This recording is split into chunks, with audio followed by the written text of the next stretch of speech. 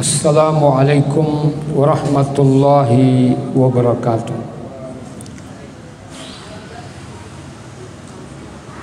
Bismillah walhamdulillah wassalatu wassalamu ala rasulillah Muhammad ibn Abdullah wa ala alihi wa sahbihi wa man tabi'a hudah, amma ba'd. Bapak dan Ibu sekalian, alhamdulillah pada malam ini Allah Subhanahu wa taala kembali menghadirkan kita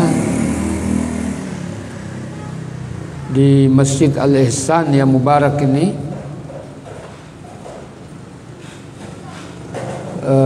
untuk beribadah, melaksanakan salat berjamaah maghrib maupun isya insyaallah. Kita berharap agar setiap langkah kita menuju masjid ini, kehadiran kita di dalamnya, aktivitas dakwah maupun ibadah kita, semuanya diterima oleh Allah sebagai amal saleh yang dapat mengangkat derajat kita dan menghapus dosa-dosa kita. Salawat beserta salam atas Nabiullah Muhammad sallallahu alaihi wasallam beserta sahabat, kerabat, ahli keluarga beliau dan orang-orang yang setia mengikuti ajaran Al-Quran dan sunnah beliau hingga akhir zaman. Ya, malam ini kita lanjutkan bahasan surah Al-Hajj. Pada 2 minggu yang lalu kita sampai ayat 57. Ya, kali ini 58 sampai 62 insyaallah. Ya, di antara esensi ayat ini bahwa Allah Subhanahu wa taala menjelaskan tentang keutamaan orang yang berhijrah di jalan Allah. Ya, sebenarnya pada bulan Muharram kemarin ya kita relevan untuk kita bahas ini. Tetapi ya sekarang masih tahun baru Hijriah. Allah Subhanahu wa taala berfirman, A'udzu billahi minasyaitonir rajim. Walladzina hajaru fi sabilillah thumma qutilu aw matu, dan mereka yang berhijrah di jalan Allah Subhanahu wa taala kemudian mereka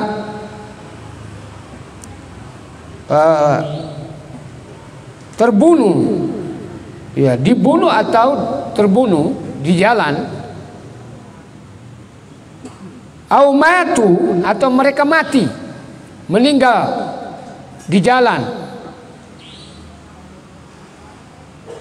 Allah Subhanahu wa taala menyatakan, la yarzuqannahumullahu rizqan hasanah. Pasti Allah Subhanahu wa taala akan memberi rezeki kepada mereka dengan rezeki yang baik.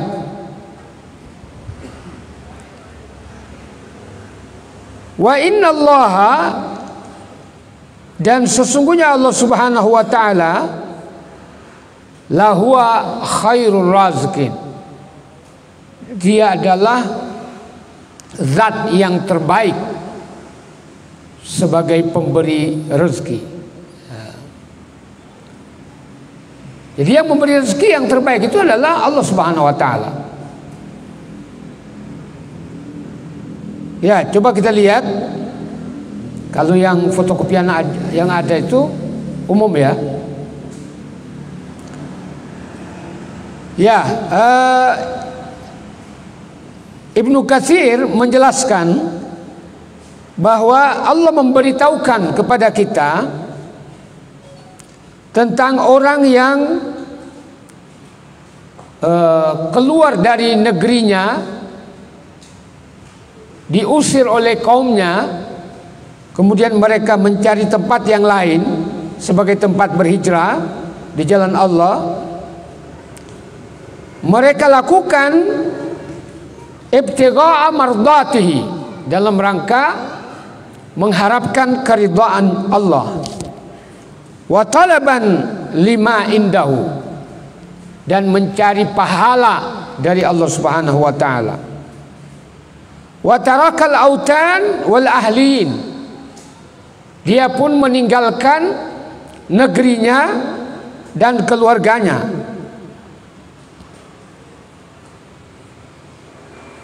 Ya, wal khalan, dan teman-teman.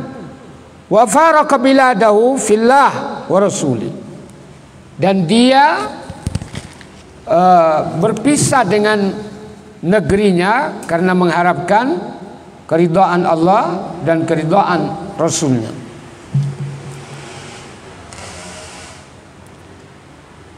Wa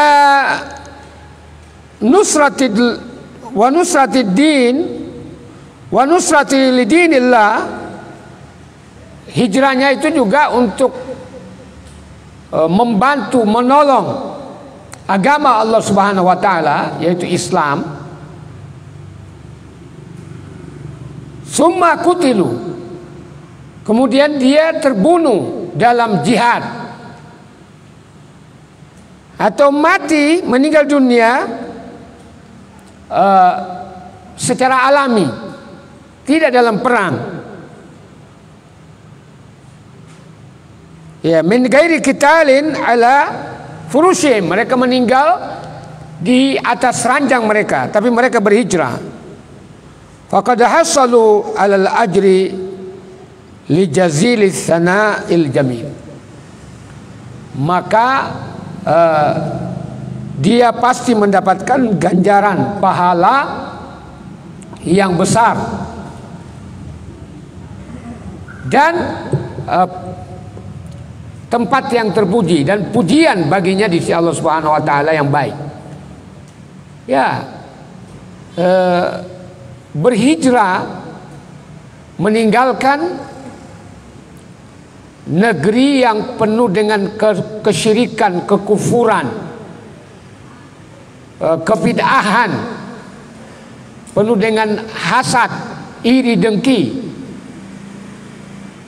Ya, kita harus tinggalkan negeri itu.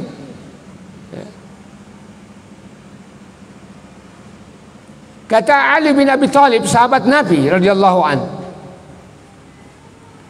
ajibtu lima yuqimu bidari zullin, aku sangat heran terhadap orang yang tetap tinggal di tempat yang hina, artinya dia dihinakan di situ, direndahkan. Wa ardullahi wasi'atun fadaha, sementara negeri Allah Subhanahu wa taala itu begitu luas, terhampar.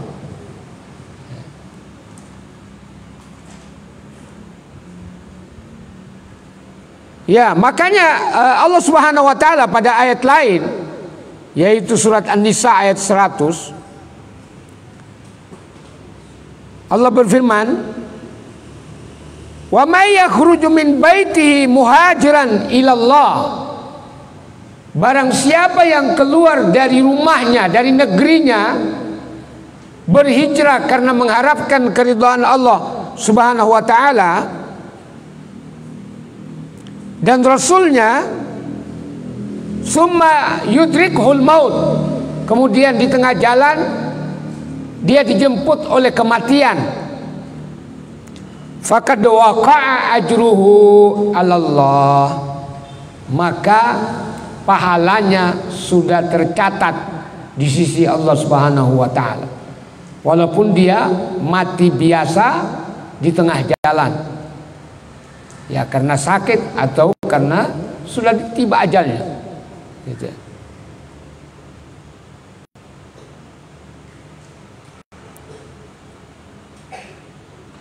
Ya, kemudian dalam ayat tadi Allah menyatakan la yarzuqannallahu rizqan hasana. Ya, maksudnya bahwa pasti Allah Subhanahu wa taala akan memberikan anugerahnya kepada orang berhijrah tersebut berupa rezeki yang baik di dunia ini.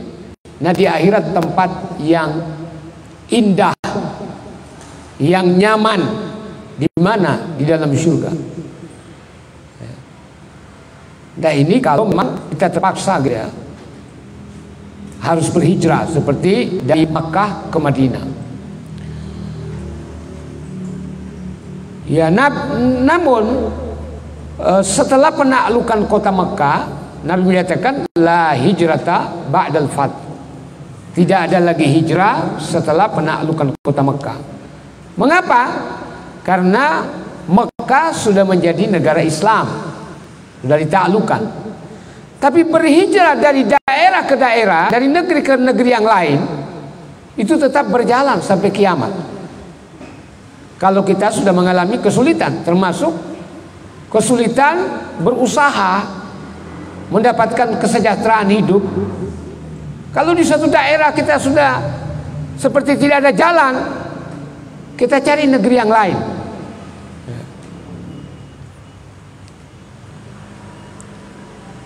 Insya Allah, Allah Subhanahu wa taala akan memberi rezeki. Ya, makanya dulu zaman Orde Baru banyak orang berhijrah dari Jawa ke berbagai daerah yang masih kosong, yang masih luas. Ya, termasuk di daerah saya, Sulawesi Tengah, Pak. Sulawesi Tengah itu lebih besar sedikit daripada Pulau Jawa. Tahun 70-an penduduknya itu baru sekitar 350.000 orang, tidak sampai 1 juta. Ya. Nah, maka ada program transmigrasi. Transmigrasi itu tuntunan Al-Quran itu. Ya, jangan hanya terkonsentrasi penduduk itu di Jawa. Ya. Nah, di sana mereka diberikan kebun, diberikan sawah.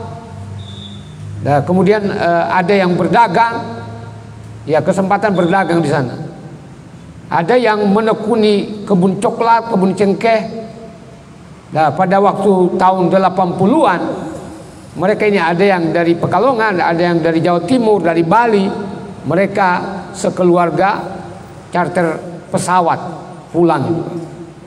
Pulang bukan kembali, tetapi pulang memberikan suatu isyarat bahwa mereka sukses.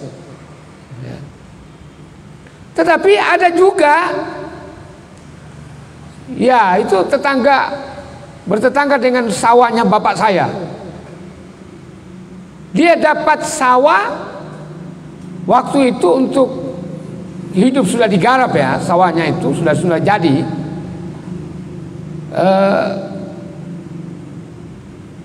Seperempat hektar. Ya, kemudian kebunnya diberi 2 hektar. Tapi baru dikelola 1 tahun, dijual sama orang, dia pulang ke Jawa, pulang lagi gitu. Rupanya jadi pekerjaannya gitu ya. Pulang ke Jawa, habis itu ada transmigrasi, program transmigrasi, ikut lagi dia. Ya. Nah, akhirnya tidak sukses. Karena kangen kampung halaman gitu ya. Ada pepatah itu ya, mangan orang mangan, yang penting ngumpul, ya kan, sama keluarga. Ya, padahal di sana mereka, saya pulang tahun 2008 itu, Pak. Mereka sudah banyak pindah ke kota. Jadi di desa transmigran mereka hanya rumah kebun di situ, kemudian mereka beli rumah di kota dekat bandara. Ya ada perumahan di sana dekat bandar udara apa namanya Mutiara, itu kira-kira 1 kilo toh. Ya, jadi mereka sudah rumahnya bagus-bagus. Nah, ada yang mengembangkan usaha jadi juragan tahu, gitu ya. Ya, masya Allah. Jadi memang dijamin oleh Allah. La yarzuqannahumullahu rizqan hasana. Itu dalam ayat ini Allah menggunakan lamul qasam nunut taukid. Ya, dalam bahasa Arab menunjukkan suatu penegasan untuk meyakinkan bahwa pasti Allah akan memberi rezeki. Makanya biasanya Pak, dalam satu daerah dimanapun itu, biasanya orang yang berhijrah, orang yang merantau lebih mapan hidupnya daripada penduduk asli. Ya, di kampung saya ada Pak, orang malas bekerja, malas berkebun. Justru orang-orang yang menjadi transmigran, mereka lebih mapan hidupnya, bisa beli mobil, rumahnya bagus, ya, karena dia tidak mau dicatat sebagai orang yang gagal dalam perantauan. Dan begitu juga ketika Nabi berhijrah di Madinah, sahabat-sahabat muhajirin itu banyak yang kaya.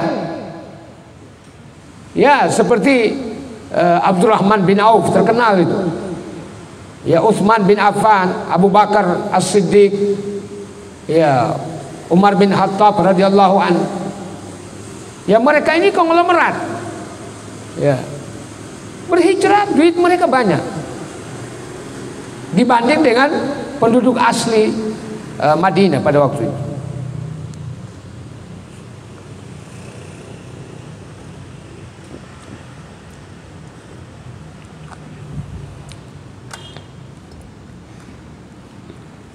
Ya,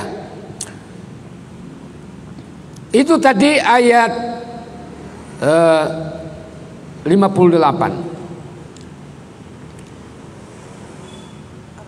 Ayat 59, nah ini janji Allah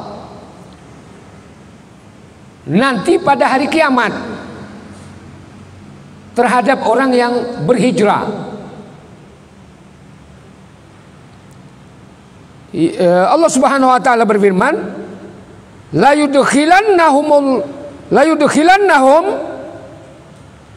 mudkhalan yardaunahu.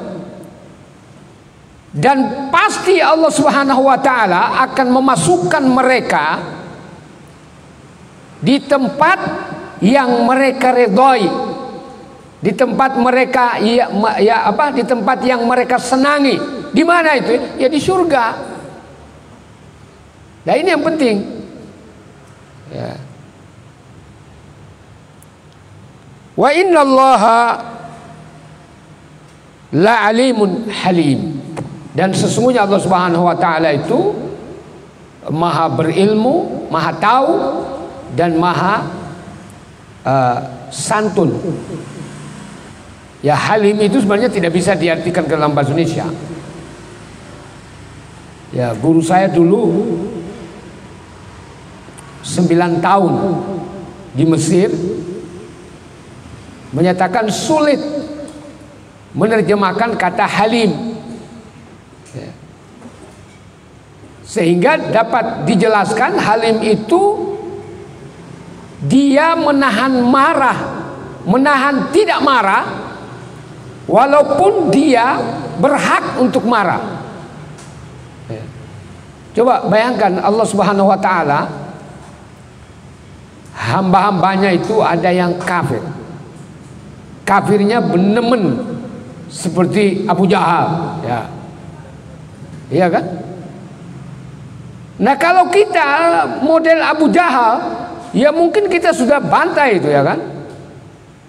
Tetapi Allah Subhanahu wa taala tetap membiarkan dia hidup dalam keadaan kaya lagi, diberi rezeki yang banyak.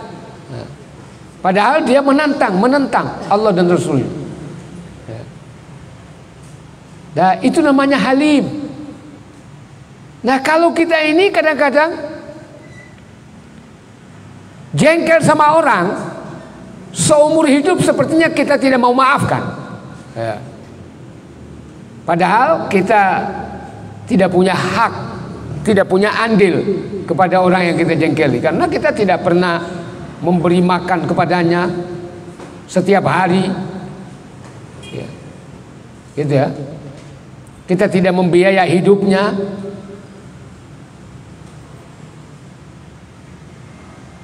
Tapi Allah Subhanahu wa taala beda. Nah, itu maka la alimun halim. Nah, maksud ayat ini bahwa Allah Subhanahu wa taala masih memberi kesempatan kepada orang-orang kafir ini supaya mereka sadar, gitu. Nah, setelah sadar, diintimidasi lagi oleh orang kafir, karena di sana abu-abu itu mengintimidasi orang masuk Islam. Masuk Islam kamu tak pateni, kamu berhijrah nanti kami halang-halangi. Ya, ada orang yang berhijrah di zaman Nabi, hartanya dirampas semua oleh orang kafir. Kamu berhijrah tidak boleh bawa barang-barang. Nah, kata dia, ambil semua barang, yang penting saya berhijrah karena Allah dan Rasulnya. Nah, ini maka diberikan kabar gembira kepada mereka juga. Di dalam surah Al-Hasyr, di sana Allah memuji orang-orang muhajirin. Wal muhajirin alladzina ukhriju min diyarihim yabtaguna fadlan min Allah wa ridwana wa yansuruna Allah wa rasulahu ulaika humus shadiqun. Dan orang-orang muhajirin yang terusir dari negerinya, mereka meninggalkan kampung halamannya untuk mengharapkan keridhaan Allah dan Rasulnya, maka kemudian mereka menolong agama Allah, ya, membela agama Allah, ikut berperang, berjihad di jalan Allah, maka mereka itu adalah orang-orang yang shadiqun, orang-orang yang benar. Nah, di mana as-siddiqin itu, Pak? Berdasarkan surat An-Nisa ayat 69. Ya, di dalam surga. Ya. Jadi ada 4 level manusia pada hari kiamat. Ya. Yaitu level pertama adalah Nabi dan Rasul. Level kedua as-siddiqun, orang-orang yang jujur, orang-orang yang benar. Nah, siapa itu? Para sahabat, ya, dan orang-orang Islam lainnya yang berlaku jujur. Ya, di sini dimasukkan ke dalam surga dan diridhoi oleh Allah Subhanahu wa taala. Di dalam ayat lain Allah menyatakan radhiyallahu anhum wa radu an. Allah meridhai mereka dan mereka meridhai Allah. Di mana itu, Pak? Apa yang dimaksud dengan meridhai? Ditafsirkan oleh para ulama seperti dalam ayat lain Allah menyatakan waridwanullahi alaihim akbar, dan keridhaan Allah terhadap mereka orang-orang beriman termasuk orang-orang muhajirin amat besar, sangat besar. Nah, apa bentuk keridhaan itu? Ketika orang sudah menikmati nikmat surga, di dalam Sahih Bukhari, Muslim disebutkan, Allah kemudian bertanya, "Hei para penghuni surga, apakah kalian sudah senang, redha terhadap nikmat yang sudah kalian nikmati selama ini?" Kata mereka, "Mengapa kami tidak redha, ya Allah? Sungguh kami benar-benar redha dan kami bersyukur kepadamu. Kemudian Allah berfirman, maukah aku berikan kepada kalian suatu nikmat yang lebih besar daripada nikmat surga? Nah, penghuni surga berkata, ya Allah, apakah masih ada tempat yang lebih indah, lebih baik daripada surga? Nah, pada waktu itu Allah menampakkan dirinya dan menyatakan, hari ini aku ridhoi kalian. Maka manusia pada waktu itu bertemu dengan Allah, melihat dengan mata kepala dan berdialog langsung tanpa ada penerjemah. Ya. Nah, di dunia ini nggak ada, termasuk Nabi Muhammad. Kata Aisyah radhiyallahu anha, kalau ada orang yang meriwayatkan bahwa Nabi melihat Allah di bumi ini, maka riwayat itu bohong, tidak benar. Ya, tidak ada Nabi yang melihat Allah di bumi. Karena semenjak Allah menciptakan bumi 5 miliar tahun lalu, sejak itu Allah tidak pernah lagi ke bumi. Ya, tadi pagi kita baca di Masjid Al-Hikmah, Allah itu hanya turun pada langit ketujuh, pada langit dunia. Mana langit dunia itu yang ada bintang-bintangnya? Kapan itu? Sepertiga malam terakhir. Sehingga Allah berfirman, siapa yang meminta diampuni dosanya saat ini, aku ampuni. Siapa yang meminta kebutuhannya, aku akan berikan kebutuhannya. Ya. Jadi tidak mungkin ada nabi atau rasul yang melihat Allah di bumi, nggak ada. Nah, tetapi kata Nabi, ma minkum min ahadin, tidak ada seorang pun kalian kecuali sayara rabbahu, akan melihat Tuhannya. Kama sebagaimana kalian melihat bulan purnama ini, karena pada waktu itu kebetulan bulan purnama. Kama tarawna hadzal qamar. Jadi al-qamar itu bulan purnama. Fala tudhammuna fi. Kalian tidak terhalang sedikit pun melihat Allah. Nah, dalam kesempatan lain, tidak ada seorang pun di antara kalian kecuali dia akan berdialog dengan Tuhannya pada hari kiamat. Bila turjaman, tanpa ada penerjemah. Ya.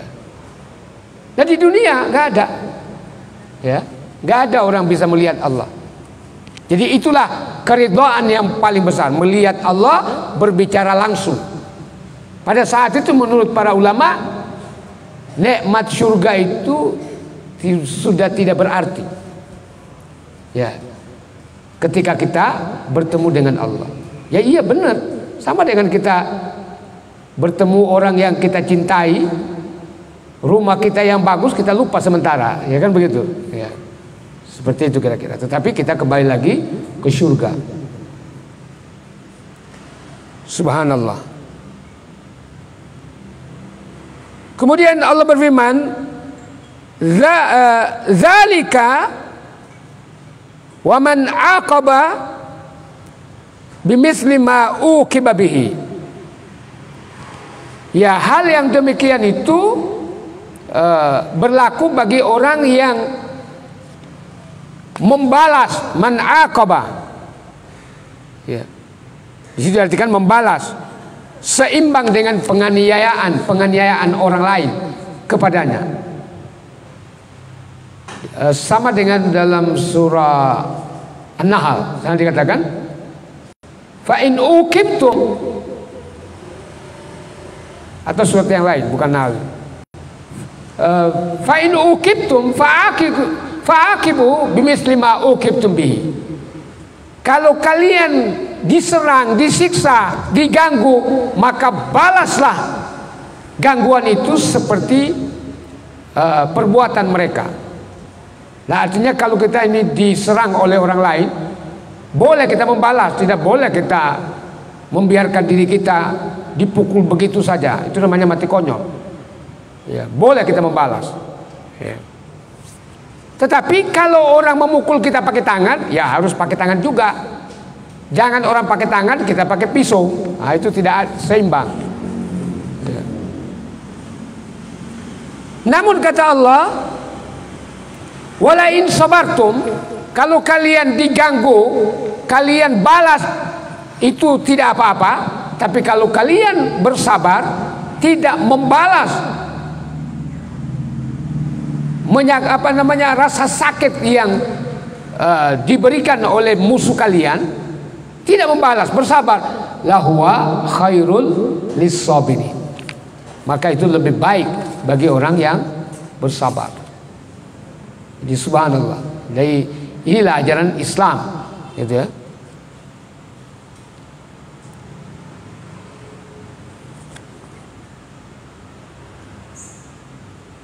Summa bughiya alaihi. Nah, kemudian bughiya alaihi, ia dianiaya lagi. Layansurannahu Allah. Jadi kalau orang sudah disakiti, kemudian dia balas, boleh. Tetapi ternyata orang yang menyakiti kita itu berulang perbuatannya, mengulangi perbuatannya, menyakiti kita. Maka di sini Allah menyatakan layansurannahullah.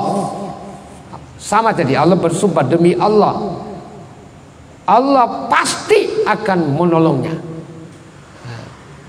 Ya, kita berikan contoh fakta ketika sudah berhijrah di Uber Rasulullah dan sahabat, gitu ya, sudah pindah ke Madinah, datang lagi Abu Jahal dan abu-abu yang lainnya, ya, mau memerangi Rasulullah.